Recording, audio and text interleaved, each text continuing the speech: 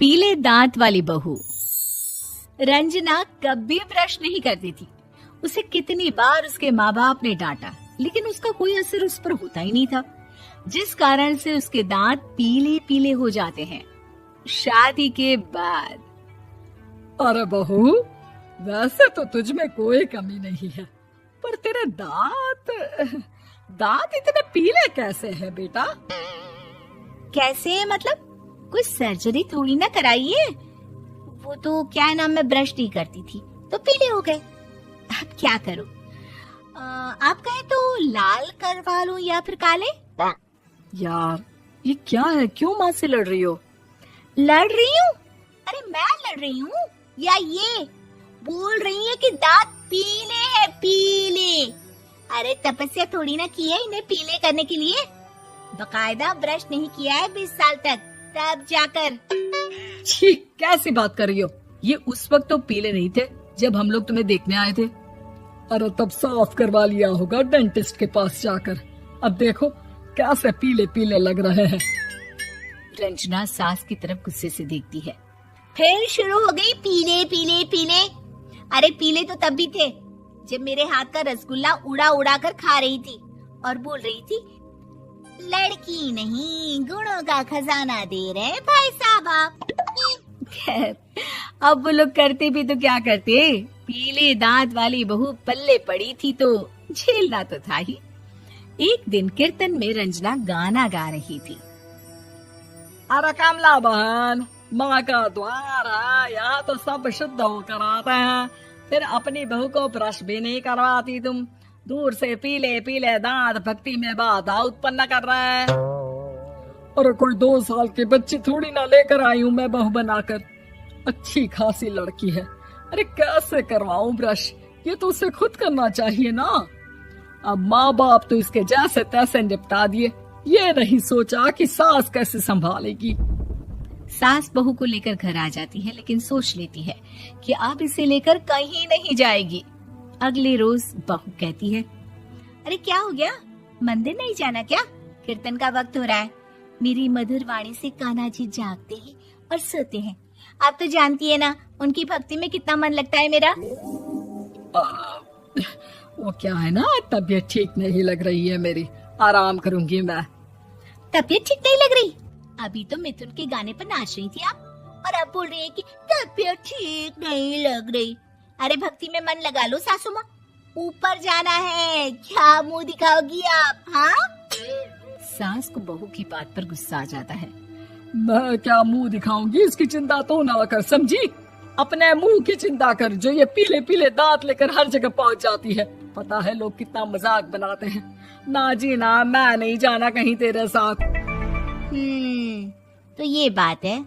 कोई ना, मत जाओ, मैं अपने कमरे में ही बैठकर भक्ति कर लूंगी। ऊपर वाला दांत थोड़ी ना देखता है, मन देखता है, भावना देखता है। और अरे बस बस, तू सब कुछ दिखा, बस ये सफेद चमकदार दांत ना दिखाना किसी को, है? जा यहाँ से। बहू को सास की बात का कोई फर्क नहीं पड़ता, वो तो जैसी थी वैसी ही रह जाती है। सुबह नहाकर किचन में खाना बनाना, फिर खाना खाना, कीर्तन भजन करना और सो जाना। एक दिन, माँ जी मैं सहेली के घर जा रही हूँ, शाम को लेट आऊंगी। हाँ, तो जाना, मैंने कौन सा तेरी आरती करनी है घर पर बैठकर। रंजना सहेली के घर जाती है, जहाँ वो पार्टी में जाने की तैयारी कर रही होती है। अरे शिखा, कहाँ जाने की तैयारी कर रही है? मैं गलत वक्त पर आ गई क्या? अरे नहीं यार, उल्टा सही वक्त पर आई है। मैंने ये साड़ी और ज्वेलरी निकाली है यार, शाम को इनके ऑफिस की एक पार्टी में जाना है। बताना कैसा लग रहा है ये सब? नहीं यार, इस ड्रेस के साथ तो वो वाली ज्वेलरी अच्छी लगेगी। हाँ सही बोल रही है, मैंने ध्यान ही नहीं दिया। वैसे तो हमेशा से मस्त फैशन सेंस रखती है। तो बड़ा जाती होगी ना पति के साथ पार्टी में। रंजना कुछ नहीं बोलती, बस सोचती है कि यार काश ये बात सही हो जाती, पर मैं क्यों नहीं जाती पार्टी में? क्या इन लोगों की कोई पार्टी होती नहीं होगी? रंजना घर आती है और रात में पति से सवाल करती है, एक बात बताइए, आप मुझे किसी पार्टी में क्यों नहीं ले जाते? क्या आपके यहाँ ऑफिस में पार्टी नहीं होती? पति बेचारा क्या कहता कि दांत पीले हैं तुम्हारे इसलिए। अरे कोई पार्टी होती नहीं हम लोगों के ऑफिस में, तो कहाँ से लेकर जाऊं? और मार्केट, मॉल, कहीं वीकेंड घूमना, कहीं तो। अरे यार सारे हफ्ते में एक छुट्टी मिलती है, तो सोचता हूँ कि आराम ही कर लूं। क्यों? रंजना मन मार के रह जाती है। पहले कभी सास के साथ मंदिर जाया करती थी, लेकिन वो भी सास ने ले जाना बंद कर दिया। घर बैठी बैठी रंजना बोर हो जाती है। तभी उसे आइडिया आता है और वो मायके जाने का सोचती है। सासू माँ, 2 दिनों के लिए मम्मी के घर जा रही हूँ। अच्छा अच्छा ठीक है, आराम से जा। और हाँ, माँ से कुछ अच्छी आदत सीख कर आना कि कैसे शरीर के हर भाग की तरह दांतों की सफाई भी जरूरी होती है, समझी? शुरू हो गई ना आप। वो लोग आपकी तरह नहीं है कि छोटी छोटी बात का बतंगड़ बना दे। उन लोगों के लिए मैं मायने रखती हूँ, ना कि मेरे पीले पीले दांत। रंजना माँ को बिना बताए उन लोगों को सरप्राइज देती है, लेकिन जैसे ही वो दरवाजे पर पहुंचती है, अंदर देखती है कि घर वाले कहीं जा रहे होते हैं। अब माँ, काश रंजना दीदी के दांतों वाली प्रॉब्लम नहीं होती, तो वो भी हम लोगों के साथ चलती ना बुआ जी की बेटी की शादी में।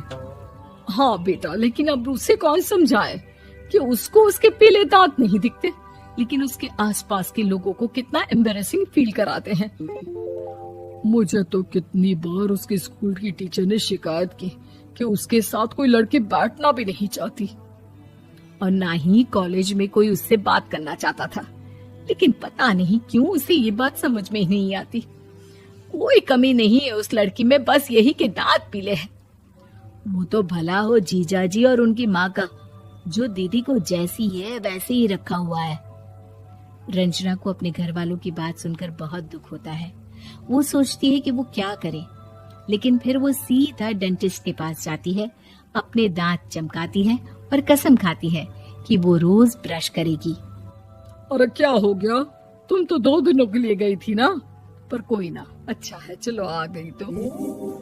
रंजना सास के सामने आकर खड़ी हो जाती है और पूरी स्माइल करती है, उसके चमकदार दांतों को दिखाती हुई। हैं? चले मंदिर। माँ, मुझे माफ कर दीजिए, मैंने आप लोगों को बहुत एम्बैरेसिंग फील करवाया। मैं आज से रोज ब्रश करूंगी।